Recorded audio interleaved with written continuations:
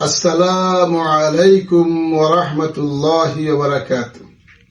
সম্মানিত উপস্থিতি, কাছে এবং দূরে, দেশে বিদেশে যে যেখান থেকে আমাকে দেখতে পাচ্ছেন, সকলকে আন্তরিক শুভেচ্ছা।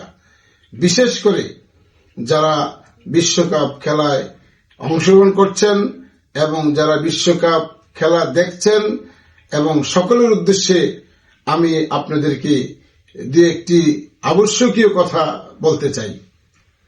আজকে আমরা দেখতে পাচ্ছি যে আমাদের সকল বয়সের লোকজন খেলা দেখতে আগ্রহী। মূলত খেলা করা এবং দেখা এই বিষয়ে শরীয়ত পুরোপুরি নিষেধ করেন নাই এবং পুরোপুরি আদেশও দেন নাই। খেলার ব্যায়ামের জন্য, শরীর চর্চার জন্য যদি খেলা হয়, তাহলে রাসূলুল্লাহ সাল্লাল্লাহু আলাইহি ওয়াসাল্লামের হাদিসের দ্বারা বোঝা যায় কিছুটা অনুমোদন আছে। যেমন রাসূলুল্লাহ সাল্লাল্লাহু আলাইহি ওয়াসাল্লাম ঘোড়া দৌড়ানো এবং শরীর চর্চা, তীর নিক্ষেপ করা, এই জাতীয় কার্যক্রমগুলিকে পছন্দ করতেন। এতে ইঙ্গিত বহন করে যে খেলাধুলা শরীয়তের নিয়মের ভিতরে থেকে জায়েজ। তবে খেয়াল রাখতে হবে সেখানে অনেকগুলি হারাম কাজ যাতে না হয়। সেটা হলো, যারা খেলবেন তাদের জন্য পুরুষ নাভির থেকে হাঁটু পর্যন্ত এটা সতর। সে এটা কোনোভাবেই হাফ প্যান্ট অথবা জাঙ্গিয়া পরে খেলবেন না, তাহলে তার সতর খোলা হয়ে যাবে, সে হারাম কাজে লিপ্ত হয়ে যাবেন। এবং যারা জাঙ্গিয়া পরে অথবা হাফ প্যান্ট পরে খেলেন, যারা দেখবেন তারাও সেখানে দেখতে পারবেন না, কারণ একজনের সতর দেখা হারাম, কুফুরি।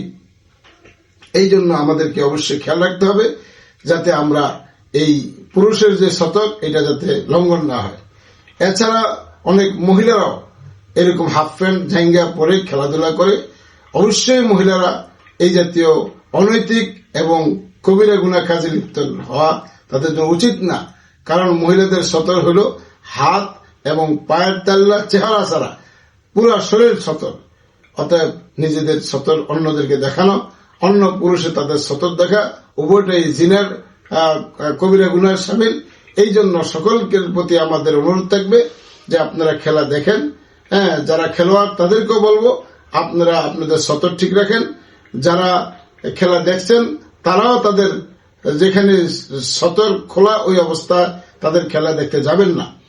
এবং খেলার মধ্যে আরেকটা বিষয় আছে, দুই দিক থেকে যদি হার জিতের ঘোষণা হয়, যে উভয় পক্ষেই যদি এই পক্ষ জিতে ওই পক্ষে টাকা দিতে হবে, ওই পক্ষে জিতলে, এইটা কিন্তু হারাম।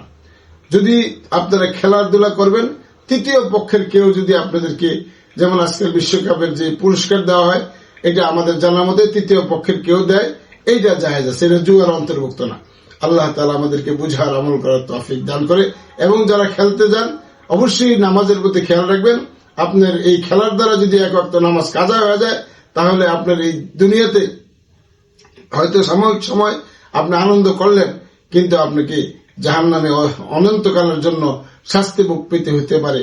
এই জন্য আপনার অবশ্যই খেলার কারণে যাতে কোনোভাবেই বেপরদায়ী না হয়, নামাজ তরক না হয় এবং জুয়ারি না হয়, এবং সেখানে কোন রকমের গুনাহ, অশ্লীল কাজ না হয়।